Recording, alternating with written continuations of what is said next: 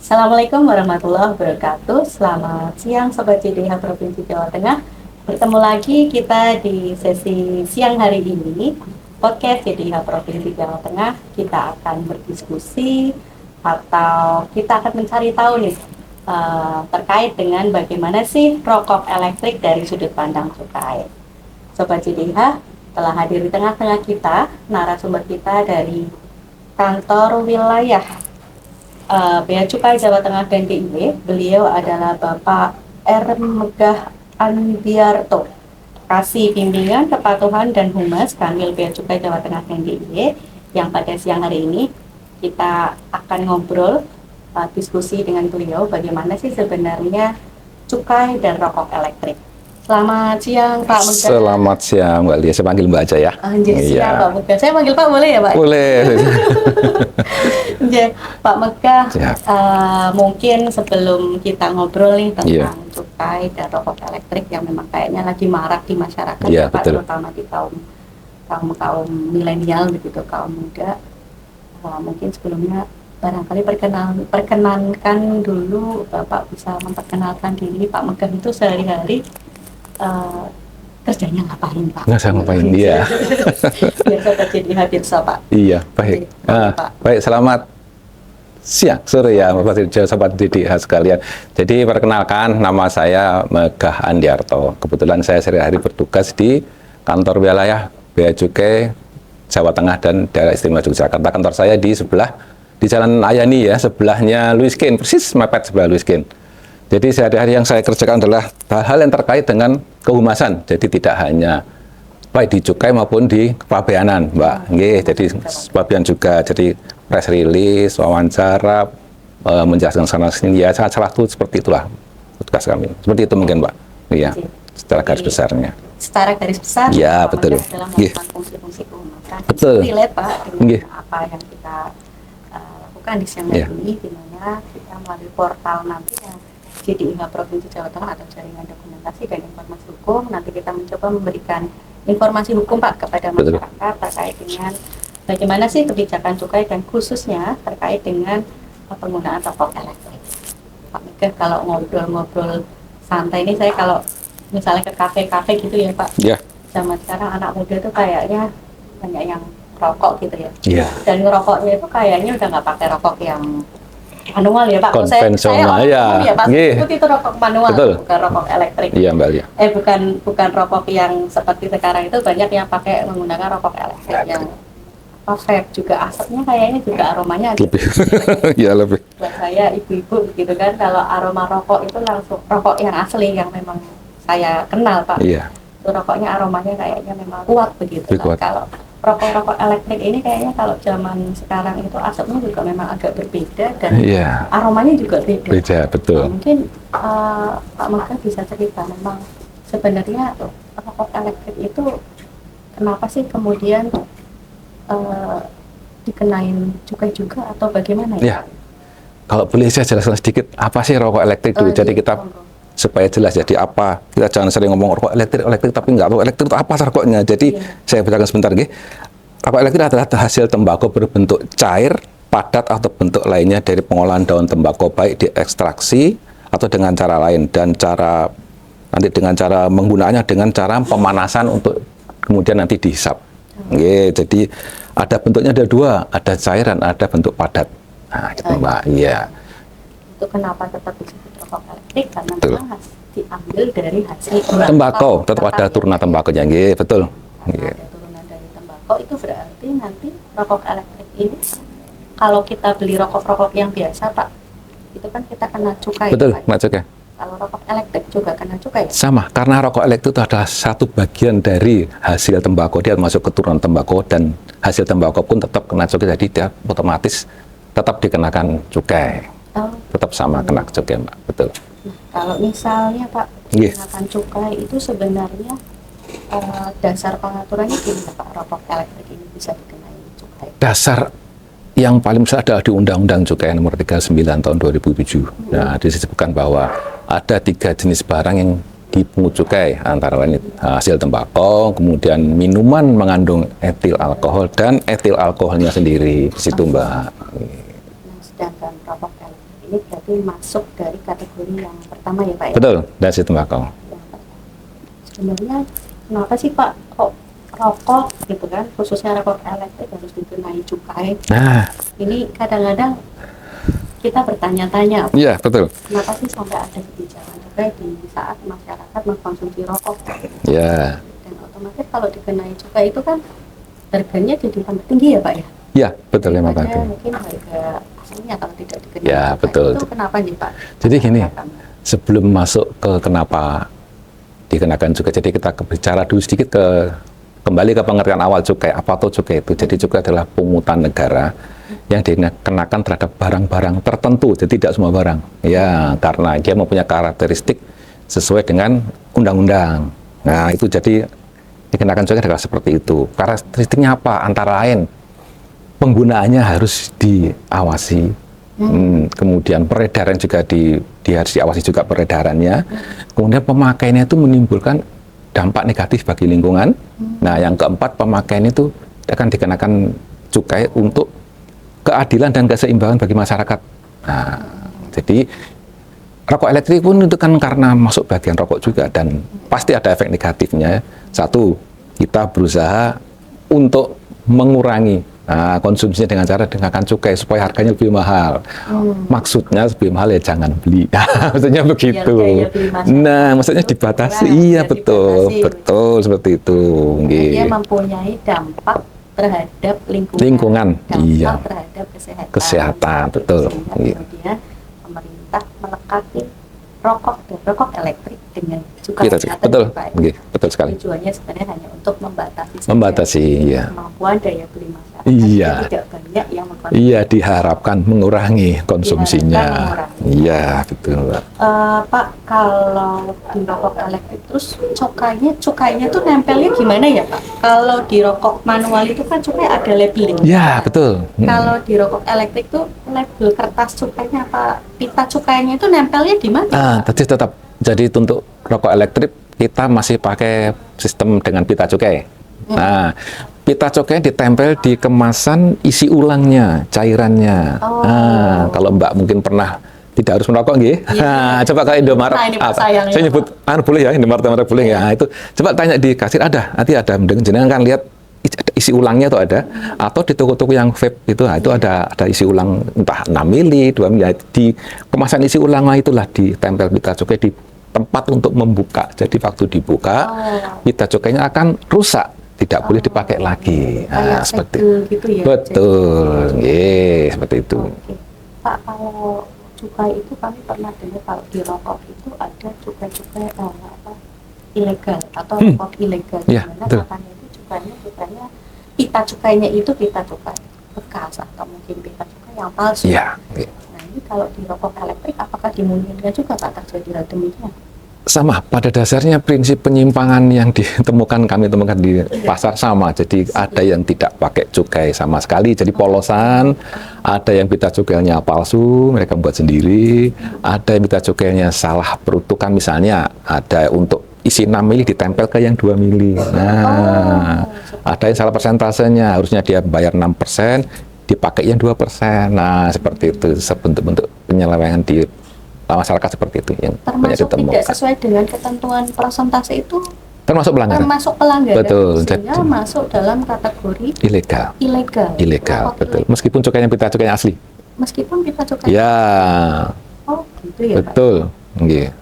Nah, kalau begitu misalnya Pak kira-kira ditemukan pita cukai yang ilegal seperti itu. Selama ini sudah pernah belum Pak di kantor Bea Cukai Jawa Tengah ini menemukan hal-hal tersebut, khususnya untuk rokok elektrik Pak?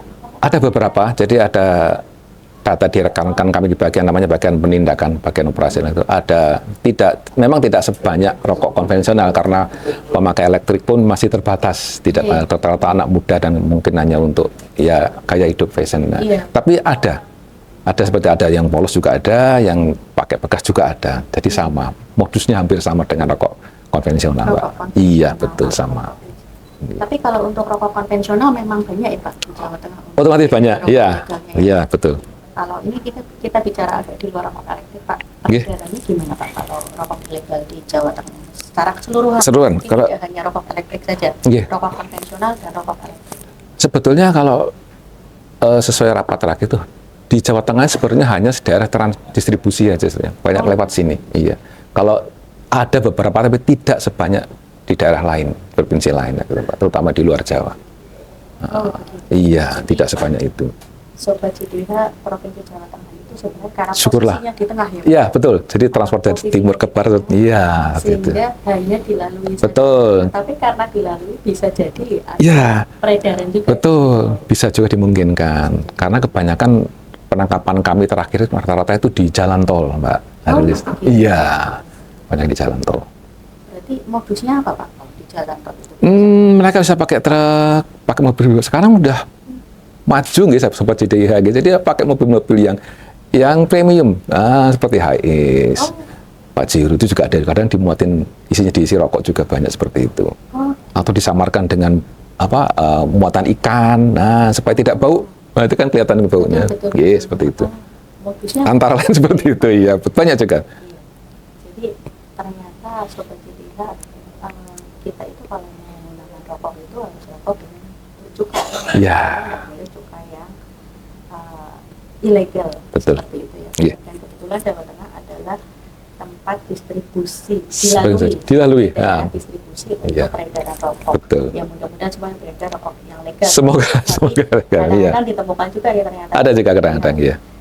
Pak, izin tanya nih Pak, sebenarnya ciri-ciri rokok ilegal itu tadi sempat nih Pak, Mega sudah menyinggung. Mungkin bisa jadi pitanya palsu Iya. atau tadi tidak sesuai dengan mililiternya. Iya. Kalau secara regulasi di Undang-Undang Cukai Pak, itu ciri-ciri rokok ilegal itu yang seperti apa ya Pak? Pita cukainya biar masyarakat itu tahu. Ini baik di rokok konvensional berarti, ataupun di rokok elektrik. Jadi untuk mudahnya saya kasih contoh rokok konvensional saja ya. Jadi yang lebih banyak masyarakat tahu. Misalnya sebut rokok, sebut contoh boleh ya. Nah, misalnya nih rokok gudang garam, isinya 12, rokoknya sigaret kretek mesin, mungkin sahabat JDIH tahu ya, mesin pakai filter. Nah, Iya. itu pita cukainya pun harus sama. Harus di situ ada isi 12-nya. Tarifnya harus sama, warnanya itu juga untuk pabrik itu gudang garam harus beda dengan warna pabrik lain. Oh gitu. Dan tahun peredarannya juga beda. Ada tahun 2024, itu kalau tahun 2022 ya sudah harusnya tidak boleh juga beredar seperti itu, Mbak. Jadi banyak Antara ciri-cirinya. merek satu dengan merek yang lain Beda. berbeda. Iya, Bukan berbeda. cukainya ya, Pak? Betul. Makanya kok dipertukarkan itu tidak boleh, itu Tidak juga boleh. termasuk ilegal juga. Oh, berarti kita cukainya satu palsu, Palsu, dua bekas, bekas, betul. kemudian tiga tadi tidak sesuai dengan peruntukannya. Ya, Misalnya tadi kalau di vape itu yang mililiternya. ya kalau dia pakai Tiga. militer, betul. Terus apalagi Pak? Tiga ini atau masih? Tahunnya, Oh, tahun peredaran, tahun peredaran. iya itu juga beda, betul. Iya, ya, Hmm. terhadap Iya, ciri-ciri rokok yang Iya. apa namanya ilegal. ilegal, betul. Oke Pak, izin bertanya lagi nih Pak. Kita itu selama ini kalau misalnya nih ditemukan apa namanya rokok-rokok ilegal, Iya. biasanya tanggung bea cukai melakukan apa Pak? Jadi, Operasi. betul. Jadi untuk operasi karena kami ini juga operasi personil kami juga terbatas, Mbak ya, tidak mungkin menjangkau Jawa Tengah seluas seperti itu. Jadi kami bisanya kerjasama dengan rekan-rekan di provinsi, biasa kebanyakan dari Satpol PP atau dengan rekan teman-teman dari kepolisian atau dari TNI untuk backup. Jadi kami turun sama-sama kadang-kadang, atau mereka pun mungkin pas di jalan atau di warung ketemu itu bisa juga nanti mereka boleh menangkap di luar bea cukai, tapi nanti proses selanjutnya akan harus diserahkan ke bea cukai untuk proses lebih lanjut. Oh, Ya, jadi untuk proses penyidikan segala macam nanti akan ditangani oleh bea cukai. oh begitu. Ya, jadi Jadi mereka itu ibaratnya hanya melaporkan Betul, saja, kalau benar. ada apa namanya, ada ketemu, ya cukai masalah. rokok dengan cukai Iya, ilegal, betul. rokok ilegal begitu lalu dilaporkan. Dilaporkan juga. Nggih. Ada nggak sih Pak outline untuk pelaporan? Mungkin kalau masyarakat yang menemukan juga mungkin saja ya Pak Bisa. itu terjadi. Ha-ha. Kira-kira kalau memang ada masyarakat yang menemukan kaitannya dengan rokok ilegal itu biasanya masyarakat bisa melapor kemana? Barangkali Yang paling mudah, juga sebagai JDIH paling mudah lah cari kantor bea cukai terdekat saja. melakukan Itu pasti akan ditangani di situ. langsung ya. Langsung tangani, ya. Tapi kalau identitas lapornya pasti dilindungi. Pasti dilindungi, jangan khawatir Sobat JDIH. Oke. Nggak ada hotline khusus Pak? Untuk Ada di Bea Cukai RI juga ada, di Twitter kami juga ada. ada ya, Enggak, jadi nggih. Sobat JDIH bisa belanja di medsos, tinggal dicari di akunnya Bea Cukai. Iya, Bea Cukai RI ada. Bea Cukai RI, iya. Nanti akan ada hotline. Ada hotline situ untuk melaporkan. Nggih. Mungkin kalau Sobat JDIH menemukan rokok-rokok ilegal. Ya, jangan bertindak sendiri ya Sobat JDIH ya, karena itu kewenangan di Bea Cukai. Laporkan saja silakan. Itu kan sudah sangat banyak membantu kami menjalankan tugasnya. Oke, hanya laporkan saja. Laporkan Jangan saja, langsung jangan tindak sendiri ya. Karena yang berwenang adalah Bea Cukai untuk Iya, melakukan, benar. apa namanya, tindak lanjutnya. Betul. Pak, ya. Nggih. Pak Megah, satu lagi. Ya. Sebenarnya kalau misalnya ditemukan rokok ilegal, Ya. ini sanksinya apa sih Pak? Masyarakat ini yang mungkin melakukan distribusi atau peredaran, Ya, bahkan mengkonsumsi itu juga kena sanksi apa mboten? betul. Yang kena adalah yang memproduksi, menjual, menyediakan untuk dijual sampai jadi batas sampai di toko. Toko security itu masuk Produksi, mengedarkan, menjual. dan menjual. Iya, sampai di toko terkecil. Jadi kalau yang sudah sampai di perokok ya tentu saja tidak, Pak. Oh gitu. Yang sudah sampai di tangan sudah dirokok ya tentu saja tidak. Oh gitu. Iya. Kalau misalnya nih Pak Megah nggak sengaja Iya. nggak tahu ya Pak, ya, Iya. kita tawarin teman Iya. rokok begitu. Ternyata saya lihat ternyata ilegal ya. Iya, Nggak mungkin. itu nggak masalah. Enggak, bukan situ Tidak masalahnya. kena sanksi, Tidak, ya. iya. Tapi bagi apa namanya tadi, produsen, Produsennya, distributor, dan toko-toko penjual kecil-kecil.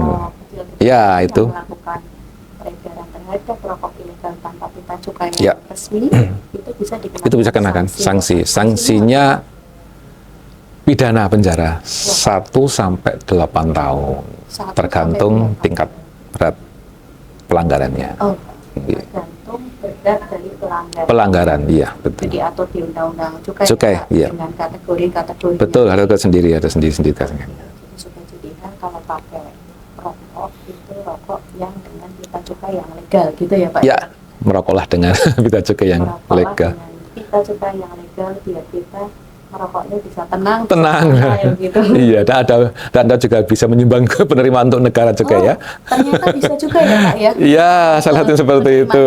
Betul. Bisa Jadi menyumbang ke penerimaan negara.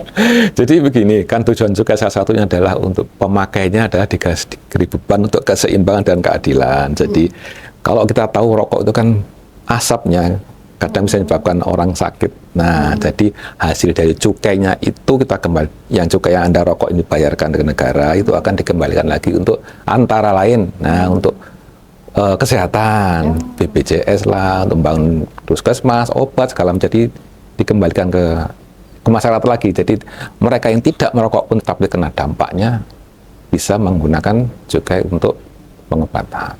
Oh, begitu. Iya, betul. Selain untuk kesehatan, biasanya untuk apa lagi ya Pak ya? Biaya yang lain adalah untuk petani terutama. Oh, petani. Untuk kesejahteraan masyarakat.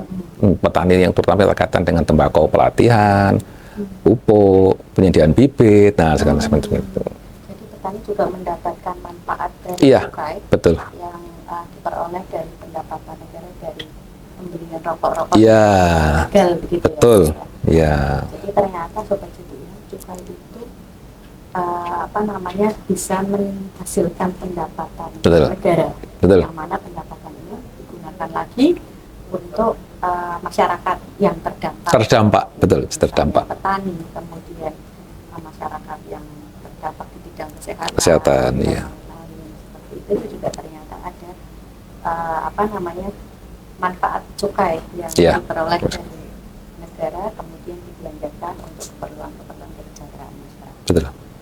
Pak Megah, kira-kira ini sudah sampai closing statement ini kayaknya Pak Megah. Gitu ya. Ada lagi nggak Pak Megah yang ingin disampaikan kepada Sobat JDIH? Jadi begini Sobat JDIH, untuk di bidang cukai nggih, jadi memang ada beberapa yang bertanya, kenapa kok rokok yang tahu berbahaya kok tidak ditutup saja, atau kenapa kok pabriknya, iya ada bilang gitu, kenapa kenapa kok hanya toko-toko kecil ya yang dioperasi, kenapa tidak perusahaan. Jadi memang di negara kita kan masih undang-undang belum sampai tahap melarang produksi rokok, jadi masih diperbolehkan. Jadi kami di Bea Cukai kita hanya bisa mengontrol. Sebenarnya ada dua sih, ada rekan-rekan kita juga yang dari Dinas Kesehatan, mereka mengontrol dari sisi di luar non finansial.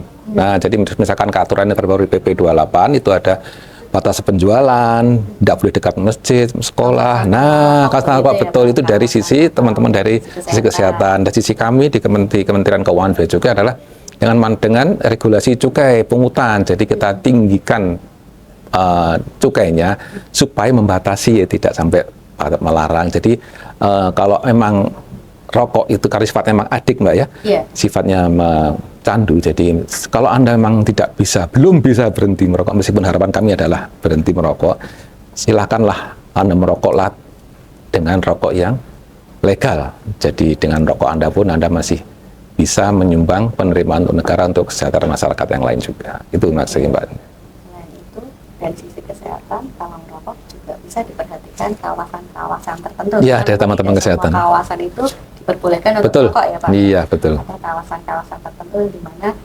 ada pembatasan untuk merokok. Untuk kawasan tanpa rokok. Sebagai upaya pembatasan juga ya Pak? Iya, pembatasan. Tidak melarang, tapi membatasi konsumsi rokok dari sisi yang tujuannya adalah untuk kesehatan. Kesehatan juga sama. Memperhatikan lokasi dan juga dikenai dengan kebijakan cukai dengan harapan tadi bisa controlling untuk jumlah konsumsi rokok yang memang rokok ini menjadi edik bagi. Iya, edik bagi penyakit. Kayaknya lumayan juga ya. Kaitannya dengan cukai. Iya. Saya perempuan Pak, mungkin nggak ngerokok ya Pak ya. Iya.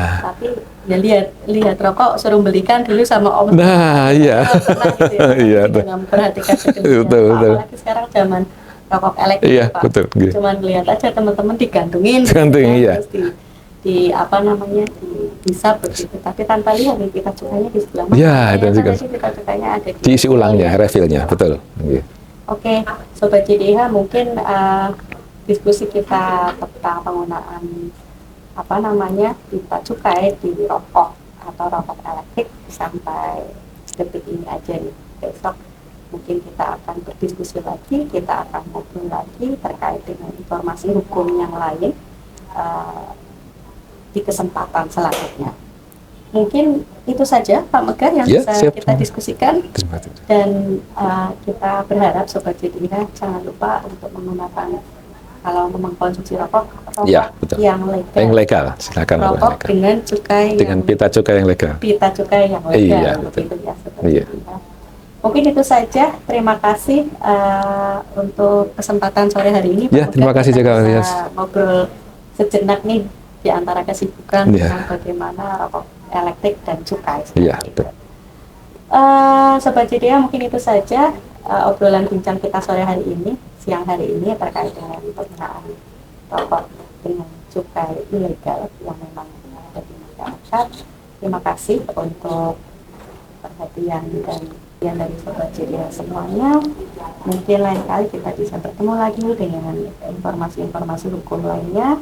Oke, Sobat JDH, terima kasih. Kita tutup. Sebelumnya JDH Provinsi Jawa Tengah melayani. Selamat sore, bila taufiq wal hidayah. Wassalamualaikum warahmatullahi wabarakatuh. Waalaikumsalam warahmatullahi wabarakatuh.